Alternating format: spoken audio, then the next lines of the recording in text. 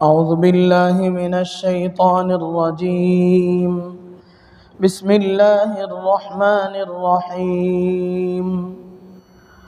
ومن أهل الكتاب من إن تأمنه بقنطار يؤده إليك ومنهم من إن تأمنه بدينار لا يؤده إليك إلا ما دمت عليه قائما ذلك بأنهم قالوا ليس علينا في الأميين سبيل ويقولون على الله الكذب وهم يعلمون بلى من أوفى بعهده واتقى فإن الله يحب المتقين. إن الذين يشترون بعهد الله وأيمانهم ثمنا قليلا أولئك لا خلاق لهم في الآخرة ولا يكلمهم الله ولا ينظر إليهم يوم القيامة ولا يزكيهم ولهم عذاب أليم. وإن منهم لفريقا يلوون ألسنتهم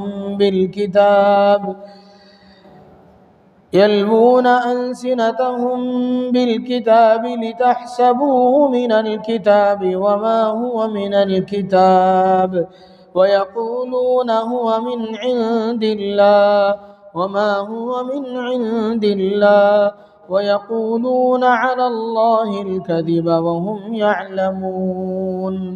صدق الله العظيم. ومن أهل الكتاب من إن تأمنه بقنطار يؤده إليك، اور اہل کتاب میں بعض ایسے ہیں کہ ان کے پاس اگر بہت زیادہ مال امانت رکھ دو گے تو وہ تمہاری طرف ادا کر دیں گے. وَمِنْهُمْ مَنْ إِن تَأْمَنْهُ بِدِينَارٍ لَا يُؤَدِّهِ إِلَيْكَ إِلَّا مَا دُمْتَ عَلَيْهِ قَائِمًا، اور ان میں سے ایسے ہیں کہ تم ان کے پاس 1 دینار بھی امانت رکھ دو گے تو وہ تمہاری طرف ادا نہیں کریں گے مگر یہ کہ تم برابر سر پر کھڑے رہو. ذَلِكَ بِأَنَّهُمْ قَالُوا لَيْسَ عَلَيْنَا فِي الْأُمِّيِّينَ سَبِيلٌ، یہ اس لیے کہ انہوں نے کہا کہ ان پڑھوں کے بارے میں ہم پر کوئی مواخذہ نہیں. وَيَقُولُونَ عَلَى اللَّهِ الْكَذِبَ وَهُمْ يَعْلَمُونَ، اور وہ اللہ پر جھوٹ بولتے ہیں حالانکہ وہ جانتے ہیں. بَلَى مَنْ أَوْفَى بِعَهْدِهِ وَاتَّقَى فَإِنَّ اللَّهَ يُحِبُّ الْمُتَّقِينَ، ہاں جس نے اپنے عہد کو پورا کیا اور تقوی اختیار کیا تو بلا شبہ اللہ تبارک و تعالی متقیوں کو دوست رکھتا ہے.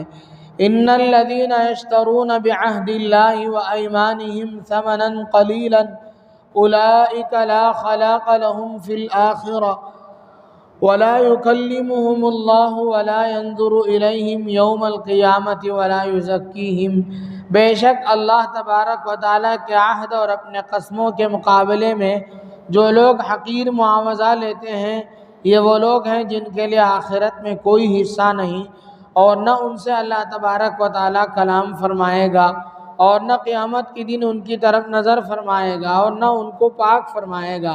وَلَهُمْ عَذَابٌ أَلِيمٌ، اور ان کے لیے عذاب ہے دردناک. وَإِنَّ مِنْهُمْ لَفَرِيقًا يَلْوُونَ أَلْسِنَتَهُمْ بِالْكِتَابِ لِتَحْسَبُوهُ مِنَ الْكِتَابِ وَمَا هُوَ مِنَ الْكِتَابِ، اور بلا شبہ ان میں ایک گروہ ایسا ہے جو اپنی زبانوں کو موڑ کر کتاب بیان کرتا ہے تاکہ تم اس کو کتاب سمجھو. وَيَقُولُونَ هُوَ مِنْ عِنْدِ اللَّهِ وَمَا هُوَ مِنْ عِنْدِ اللَّهِ، حالانکہ وہ کتاب سے نہیں اور وہ کہتے ہیں کہ وہ اللہ کے پاس سے ہے حالانکہ وہ اللہ کے پاس سے نہیں. وَيَقُولُونَ عَلَى اللَّهِ الْكَذِبَ وَهُمْ يَعْلَمُونَ، اور وہ اللہ پر جھوٹ بولتے ہیں حالانکہ وہ جانتے ہیں. بزرگان محترم اور میرے عزیز ساتھیوں، یہ سورہ آل عمران کی چند آیتیں ہیں جس میں اللہ تبارک و تعالیٰ نے یہودیوں سے متعلق کچھ باتیں ارشاد فرمائی ہیں. اوپر کی آیات میں اللہ تبارک و تعالیٰ نے یہودیوں کی دینی خیانتوں کو بیان فرمایا۔ دین میں ان کی خیانتیں کیسی ہوتی تھیں، وہ کیسی کیسی خیانتیں دین میں کرتے تھے، ان کا بیان پچھلی آیتوں میں گزرا۔ ان آیات میں اللہ تبارک و تعالیٰ نے ان کی دنیاوی خیانت، مالی خیانت، وہ مال میں کیسی خیانتیں کرتے تھے ان کو بیان فرمایا ہے۔ فرماتے ہیں وَإِنَّ مِنْ أَهْلِ الْكِتَابِ مَنْ إِنْ تَأْمَنْهُ بِقِنْطَارٍ يُؤَدِّهِ إِلَيْكَ، اہل کتاب میں سے کچھ لوگ ایسے ہیں اگر ان کے پاس آپ ڈھیر سارا مال بھی دیں تو وہ آپ کو واپس پورا آپ کا مال آپ کو واپس کریں گے۔ لیکن کچھ لوگ اہل کتاب میں سے کچھ لوگ ایسے ہیں کہ اگر ان کے پاس 1 روپیہ بھی آپ 1 دینار بھی آپ ان کے پاس دے دیں تو اس وقت تک تمہارا وہ 1 روپیہ واپس نہیں کریں گے جب تک کہ تم ان کے سر پر سوار نہ ہو جاؤ۔ بعض لوگوں کی عادتیں ہوتی ہیں، کبھی کسی موقع سے کچھ پیسے قرض لے لیے تو اس وقت تک نہیں دیتے ہیں جب تک کہ ان پر سوار ہو کر کے نہ لے لیا جائے۔ یہ یہودیوں کی عادت تھی۔ یہودی اس وقت بھی ہم یہودیوں کے بارے میں ابھی گزشتہ 2-3 سال میں جتنا زیادہ ہم یہودیوں کے بارے میں سن رہے ہیں شاید ہم لوگوں نے پچھلے کئی سالوں میں اتنا نہیں سنا ہوگا کہ یہودیوں کی سازشیں، ان کی شرارتیں، ان کی اسلام دشمنی، مسلمانوں کے ساتھ ان کا سلوک، ان کا برتاؤ، مسلمانوں کو ان کا تکلیف پہنچانا، یہ ہم لوگ گزشتہ 2-3 سال میں جتنا زیادہ سنتے آ رہے ہیں شاید اس سے پہلے ہم نے کبھی نہیں سنا ہوگا۔ اور یہ کوئی 2-4 سال کی بات نہیں ہے بلکہ یہ یہودیوں کی فطرت میں یہ بات داخل ہے، ان کے اندر، ان کی نسل سے یہ بات ان کے اندر موجود ہے کہ وہ ایک شریر قوم ہے، بدبخت قوم ہے۔ ہر زمانے میں جب سے وہ دنیا میں وجود میں آئے اس زمانے سے لے کر آج تک ان کی شرارتیں بالکل سب پر واضح ہیں، اور وہ ہمیشہ کسی نہ کسی طریقے سے ان کی شرارتیں ہیں۔ اور وہ ان کی کچھ خاص چیزیں ایسی ہیں کہ وہ کسی دوسروں کے اندر، مسلمان ہوں یا کسی دوسرے مذہب کے ماننے والے ہوں، دوسروں کے اندر وہ چیزیں پائی نہیں جاتی ہیں، ان کے اندر خاص وہ سب چیزیں ہیں۔ الغرض اس آیت کی بات پہلے میں کر دیتا ہوں، بعد میں تفصیل میں جاؤں گا۔ اس آیت میں جو بات ذکر کی گئی ہے ان کی مالی خیانت کی، کہتے ہیں کہ کچھ صحابہ کرام رضوان اللہ تعالی علیہ مجمعین نے مذہب یہودیت سے توبہ کر کے اس سے تائب ہو کر اسلام قبول کر لیا تھا، جیسے حضرت عبداللہ ابن سلام رضی اللہ عنہ، وہ پہلے یہودی تھے بعد میں وہ مسلمان ہو گئے۔ ان کے پاس کسی نے 1200 اوقیہ 1200 اوقیہ ان کے پاس امانت رکھا کسی نے، اور پھر جب اس نے مطالبہ کیا تو حضرت عبداللہ ابن سلام رضی اللہ عنہ نے اسے پورا ادا کر دیا، اور اس کے مقابلے میں 1 اوقیہ کتنا، 1200 اوقیہ انہوں نے مکمل واپس کر دیا۔ 1 اوقیہ کتنا ہے؟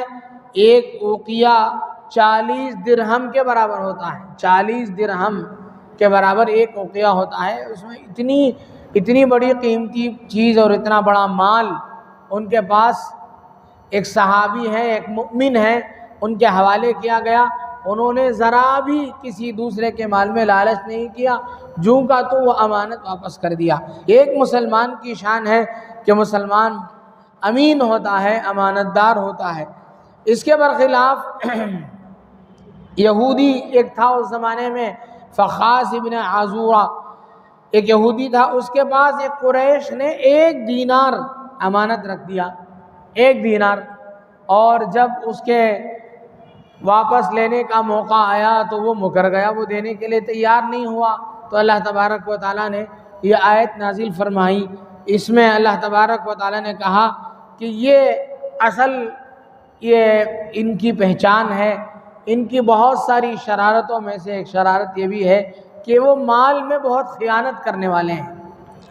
ابھی یہ جو حالات چل رہے ہیں فلسطین پر اسرائیل کے یہودیوں کی طرف سے جو مسلسل مظالم ہو رہے ہیں، ظلم کے پہاڑ توڑے جا رہے ہیں، اور اٹھے بیٹھے ایسی ظلم کی داستان یہ لوگ رقم رکھ کر رہے ہیں جو گزشتہ چند سالوں میں کبھی دیکھنے کو ملا نہ سننے کو ملا۔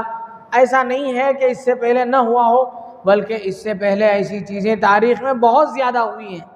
ہمارے زمانے کے اعتبار سے ایک بڑی تعداد ہے، اور ایسے موقع ایسے زمانے میں جس زمانے میں انصاف کا دورہ ہو اور انسانیت کا دم بھرنے والے بہت سارے لوگ بیٹھے ہوں اور ہر چیز عالمی ہو گئی ہو، ایسے موقع پر اتنی بڑی تعداد میں ایک چھوٹی سی قوم ایک بڑی برادری پر، ایک عالمی برادری پر ظلم ڈھائے، یہ داستان بہت کم ہے۔ یہ ابھی ایسا ہوا ہے۔ الغرض اتنے مظالم ڈھانے کے ساتھ ساتھ ان لوگوں نے لوگوں پر ایک طرف تو ظلم کیا، دوسری طرف یہ لوگ یہ کرتے ہیں یہودی کہ جہاں کسی مسلمان کو مارا اس کا مال، اس کی جائیداد، اس کے گھر میں جتنی قیمتی چیزیں ہیں ان سب چیزوں کو لوٹتے ہیں، باقاعدہ چوری کرتے ہیں۔ اور ان کے ہاں ابھی قریب میں نے پڑھا کہ ان کے ہاں مستقل ایک بینک بنا ہوا ہے اسی کے لیے، جس کا نام ہی اسی لوٹ کے نام سے رکھا گیا ہے کہ جو چیزیں مسلمانوں کے پاس سے لوٹی جائیں گی وہ مذہب یہودیت کی ترویج اور اس کی اشاعت اور اس کے مشن میں کام آنے کے لیے وہ پیسے اس بینک میں جمع کر دیے جائیں گے۔ بتائیے کتنا سراسر ظلم ہے کہ ایک طرف تو ظلم کر رہے ہیں، ایک طرف تو جانی نقصان کر رہے ہیں، دوسرا ایک مالی نقصان یہ کر رہے ہیں کہ ان کے گھروں کو بھی لوٹ رہے ہیں۔ تو یہ ان لوگوں کی فطرت ہے۔ ہر زمانے میں ان لوگوں نے شرارتیں کی، تب جا کر کے ان لوگوں کو ہر زمانے میں رسوائی کا سامنا کرنا پڑا۔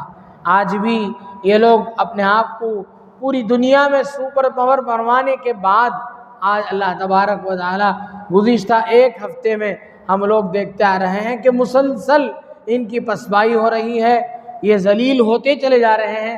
اللہ کی ذات سے امید ہے کہ یہ جو چیز بنی ہے مسلمانوں کے حکومتوں کے درمیان میں، مسلمانوں کے دل کی جگہ میں، آس پاس سارے مسلمان ممالک ہیں، درمیان میں یہودیوں کو زبردستی بسایا گیا ہے، اور ایک یہودی ملک کیا بسا دیا گیا، سارے مسلمانوں کے ناک میں دم کیا جا رہا ہے۔ سب پریشان ہیں اس ایک یہودی مسلمان ملک کے ذریعے سے کہ وہاں سے ایران اور اس کی اسرائیل کی اب لڑائی چل رہی ہے، جتنی چیزیں آپس میں جنگی چیزوں کا تبادلہ ہو رہا ہے، ادھر سے بمباری ہو رہی ہے، ادھر سے اس کا جواب مل رہا ہے، سب کچھ جارڈن کے اوپر سے، اردن کے اوپر سے ہو رہا ہے۔ اردن ایک مسلمان ملک ہے، اس کے اوپر اس کا یہ تو خاموش بیٹھا ہوا ملک ہے، اس کا نہ اس سے کچھ واسطہ نہ اس سے کچھ واسطہ، لیکن ساری پریشانیاں اسے، نہ یہ سکون سے رہ سکتا ہے اور نہ کچھ اپنی کاروبار کر سکتا ہے، نہ ٹریڈ کر سکتا ہے، نہ وہاں سے لوگ کہیں کسی علاقے میں جا آ سکتے ہیں۔ تو یہ قوم ہی ایسی ہے، شروع زمانے سے بھی اللہ کے نبی صلی اللہ علیہ وسلم کے زمانے میں بھی یہ لوگ بڑے بڑے شریر تھے، ان لوگوں نے بڑی شرارتیں کی۔ یہ لوگ اپنے آپ کو خدا کی اولاد سمجھتے ہیں، کہتے ہیں نحن ابناء اللہ و احباؤہ، ہم لوگ اللہ کے بیٹے ہیں اور اللہ کے پسندیدہ مخلوق ہیں۔ نحن ابناء اللہ و احباؤہ قرآن کہتا ہے۔ اور یہ لوگ تھے تو پہلے اللہ کو ماننے والے، لیکن بعد میں ان لوگوں کے اندر یہ چیز پائی گئی کہ مشرک ہو گئے، یہ لوگ مشرک بھی ہیں، ان لوگوں نے شرک کیا۔ اللہ کے نبی حضرت عزیر علیہ السلام کو اللہ کا بیٹا قرار دیا ان لوگوں نے، اور اس طریقے سے یہ اللہ تبارک و تعالیٰ کے ساتھ گویا کہ آئندہ چل کر کے ایک طرح سے شرک ہے، کہ اس لیے کہ نسل چلے گی، باپ اگر خدا رہے گا تو اس کا کوئی بیٹا رہے گا تو وہ خدا بنے گا، باپ اگر بادشاہ ہے تو اس کے بعد چل کر کے بادشاہت اس کی اولاد میں چلے گی۔ ایک عجیب و غریب مخلوق ہے اور ایک عجیب و غریب مذہب ہے اور اس کے ماننے والے ہیں۔ یہودیت ایک عجیب مذہب ہے۔ یہودیت میں خاص چیز یہ ہے کہ وہ نسل میں چلتی ہے۔ اس کے علاوہ تمام مذاہب، جتنے مذاہب اس کے علاوہ دنیا میں ہیں، ان کے ہاں نسل نہیں ہے۔ کوئی بھی کبھی بھی کسی بھی مذہب میں داخل ہو سکتا ہے۔ ہم سب کا نظریہ یہ ہے کہ کوئی بھی اسلام کا کلمہ پڑھے گا مسلمان ہو جائے گا، اللہ کو ایک مانے گا اور اللہ کے رسول صلی اللہ علیہ وسلم کے احکامات کو مان لے گا، کلمہ توحید پڑھے گا اور اسلام میں داخل ہو جائے گا۔ کبھی بھی کوئی بھی مسلمان ہو سکتا ہے، لیکن یہودیوں میں یہ بات نہیں ہے۔ یہودی صرف اسی کو یہودی سمجھیں گے جو نسلاً یہودی ہو، جبکہ عیسائیوں کو ہم دیکھتے ہیں کہ ہر پسماندہ طبقے کے پاس جاتے ہیں، مسلمانوں کے غریبوں کے پاس جاتے ہیں، کافروں میں جو غریب طبقہ ہے وہاں جاتے ہیں، اپنے مذہب کی ترویج و اشاعت میں لگتے ہیں، لوگوں کو اپنے مذہب میں داخل کرتے ہیں، عیسائیت میں کنورٹ کرتے ہیں۔ یہودیوں میں ایسی چیز نہیں ہے۔ یہودی نسلی ہوتے ہیں۔ حضرت یعقوب علیہ السلام کے بیٹے تھے یہودا، انہی کی نسل میں جتنے لوگ آئیں گے ان کو یہ لوگ یہودی سمجھیں گے۔ اور یہ لوگوں کے ہاں ایک خاص بات یہ ہے کہ یہ لوگ اپنے علاوہ کسی کو انسان ہی نہیں سمجھتے۔ وہ اس میں یہ بھی کہا، ابھی اگلے آیت کے اسی جملے میں فرمایا ذالک بانہم قالوا، یہ اس وجہ سے ہے کہ وہ لوگ کہتے ہیں لیس علینا فی الامیین سبیل، یہ جو امی ہیں، یہ جو ہمارے یہودیوں کے علاوہ جو لوگ بھی ہیں، ان لوگوں پر ہمارے اوپر ان کے سلسلے میں کوئی گرفت نہیں ہے، ہم ان کو کچھ بھی کر سکتے ہیں، ہم ان کو مار سکتے ہیں، ان کا مال لوٹ سکتے ہیں، ان کے مال میں خیانت کر سکتے ہیں، سب کچھ کر سکتے ہیں۔ لیس علینا فی الامیین سبیل، یہ یہودیوں کی خاص علامت ہے، یہودیوں کی خاص بات ہے کہ وہ اپنے علاوہ سب چیزوں کو جانور سے بھی بدتر سمجھتے ہیں۔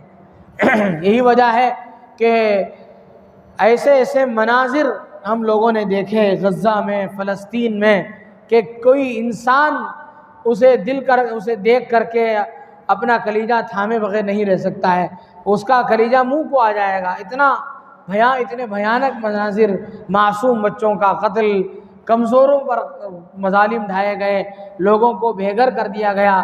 ابھی میں نے آج صبح ایک چھوٹا سا ایک جملہ پڑھا تھا جس میں کسی نے لکھا ہے کہ غزہ میں اس وقت خون سستا ہے، آٹا مہنگا ہے، کئی ڈالر ہیں فی کلو آٹا، کئی ڈالروں میں فروخت ہو رہا ہے، لیکن خون سستا ہے، کبھی بھی کسی کا بھی خون ہو سکتا ہے، کبھی بھی کسی کے گھر پر حملہ کیا جا سکتا ہے۔ ایک طرف ابھی ایران اور ان کے درمیان میں لڑائیاں چل رہی ہیں، اور چلتے ہوئے بھی، پریشان رہتے ہوئے بھی، ادھر غزہ پر ابھی بھی حملہ باقاعدہ جاری ہے۔ تو یہ عجیب و غریب قوم ہے۔ اللہ کے نبی صلی اللہ علیہ وسلم کے زمانے سے بھی یہ لوگ ایسے ہی کرتے تھے۔ قرآن کہتا ہے یقولون علی اللہ الکذب وہم یعلمون، جانتے ہوئے بھی وہ اللہ پر جھوٹ بولتے ہیں۔ اللہ کی طرف سے امیین یعنی مسلمانوں پر کچھ بھی کریں، ان پر کوئی داروگیر نہیں، ان پر کوئی گرفت نہیں، یہ جو بات یہ لوگ کہہ رہے ہیں ایسا نہیں ہے۔ اللہ کا قانون ایسا نہیں ہے، بلکہ اللہ کا قانون تو یہ کہتا ہے کہ المسلم من سلم المسلمون من لسانہ ویدہ، مسلمان وہ ہے جو جس کی طرف سے کسی کو زبانی یا اس کی زبان یا ہاتھ سے کسی دوسرے مسلمان کو تکلیف نہ پہنچے، ایسے آدمی کو اسلام مسلمان کہتا ہے۔ اور کہتا ہے واللہ لا یؤمن، اللہ کے نبی صلی اللہ علیہ وسلم نے فرمایا خدا کی قسم وہ شخص مسلمان نہیں ہو سکتا ہے۔ آپ نے 3 مرتبہ فرمایا واللہ لا یؤمن، واللہ لا یؤمن، واللہ لا یؤمن۔ صحابہ نے پوچھا من یا رسول اللہ، یا رسول اللہ کس کے بارے میں آپ فرما رہے ہیں اتنا سخت جملہ کہ وہ مسلمان ہی نہیں ہو سکتا؟ آپ نے فرمایا من لا یؤمن جارہ بوائقہ، جس کے پڑوسی اس کی تکلیف سے مامون و محفوظ نہ ہو۔ کبھی ہمیشہ یہ پریشانی کسی پڑوسی کو لائق ہو کہ میرا پڑوسی آج مجھے ڈسے گا، آج مجھے تکلیف پہنچائے گا، جس پڑوسی کو لے کر کے دوسرا پڑوسی اسی تکلیف محسوس کرتا ہو، وہ پڑوسی مسلمان ہو ہی نہیں سکتا۔ اللہ کے نبی صلی اللہ علیہ وسلم نے اتنا دوسروں کا خیال رکھنے کا حکم فرمایا۔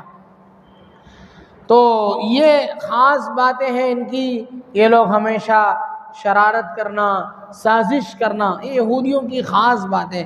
اللہ کے نبی صلی اللہ علیہ وسلم کے ساتھ ابھی میں نے جمعے میں بھی عرض کیا تھا کہ ان لوگوں کی خاص چیز ہے یہ کہ یہ لوگ ہمیشہ کسی نہ کسی بہانے سے مسلمانوں کو تکلیف پہنچاتے ہیں۔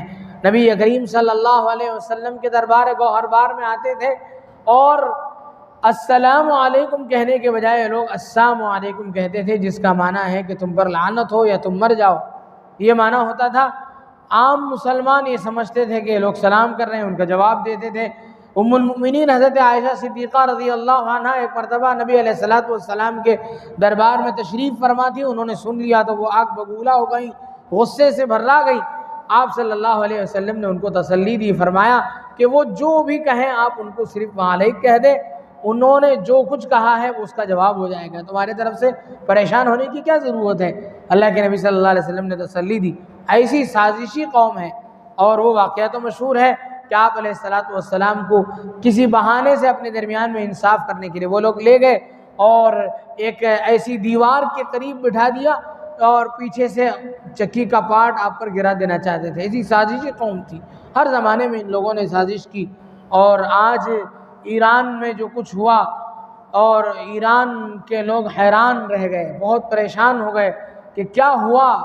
پہلے ہی حملے میں ان لوگوں نے جو فوجی 9 کمانڈر، الگ الگ مختلف فوجی دستوں کے 9 کمانڈر مار دیے ایک ہی حملے میں۔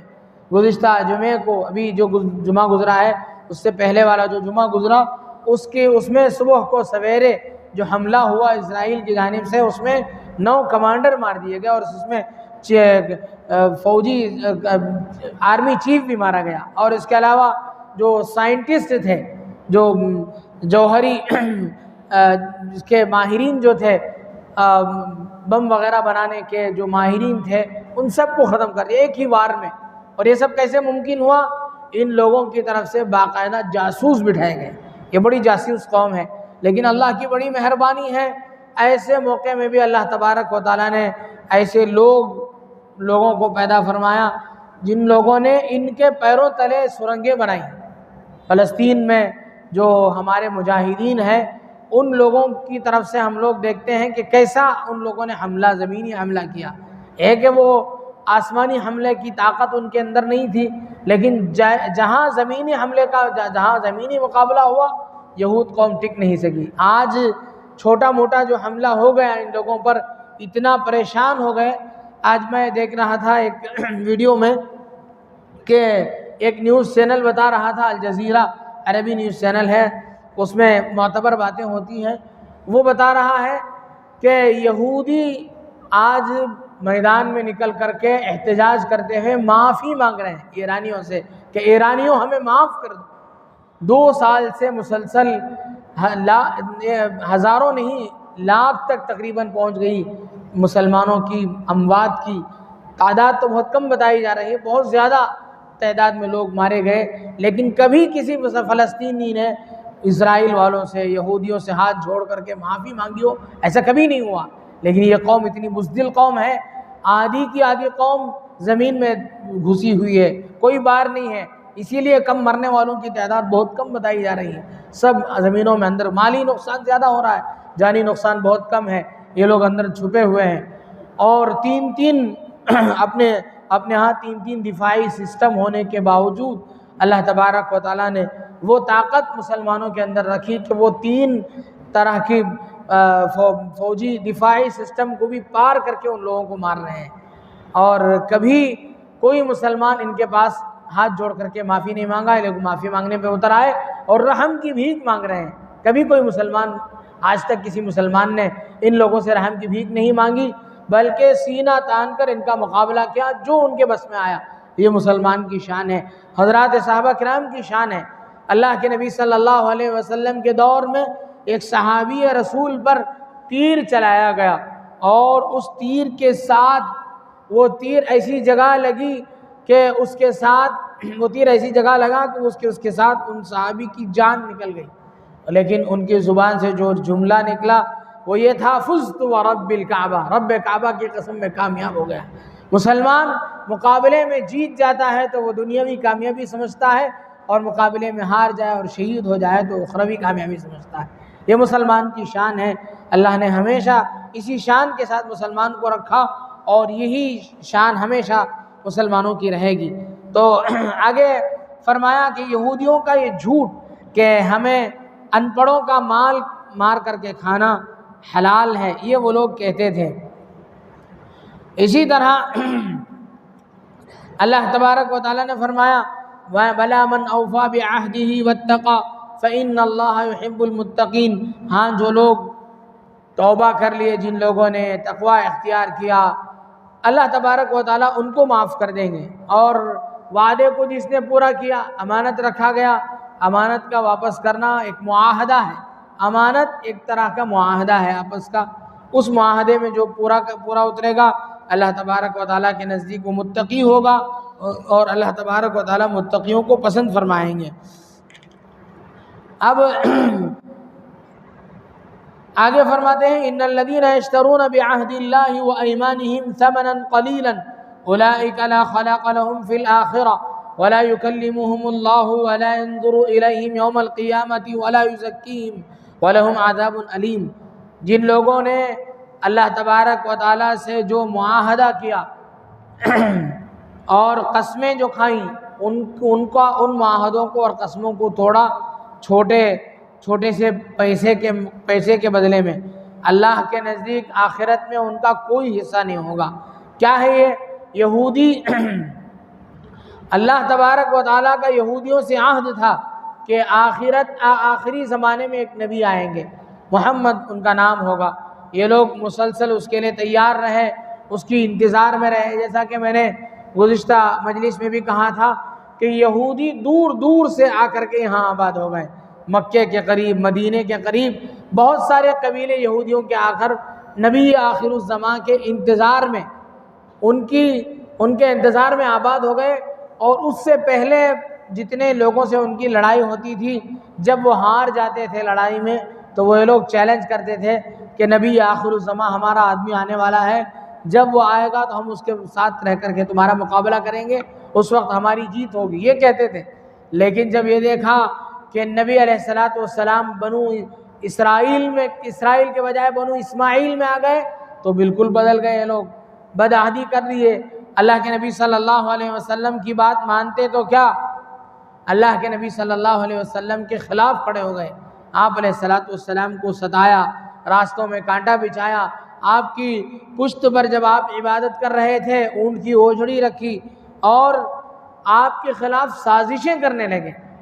اللہ کے نبی صلی اللہ علیہ وسلم جب مدینہ تشریف لے گئے تو کچھ معاہدہ آپ علیہ السلام نے کیا، لیکن سب سے پہلے معاہدہ توڑنے والے اور باہر کے دشمنوں کو اندر رہ کر کے ساتھ دینے والے یہی لوگ تھے۔ اسی وجہ سے آپ علیہ السلام نے جب آپ علیہ السلام کو غلبہ حاصل ہوا تو آپ نے ان لوگوں کو مدینے سے باہر نکالا۔ بنو قریظہ اور بنو نذیر کے جو قبیلے تھے ان کو اللہ کے نبی صلی اللہ علیہ وسلم نے شہر بدر کیا۔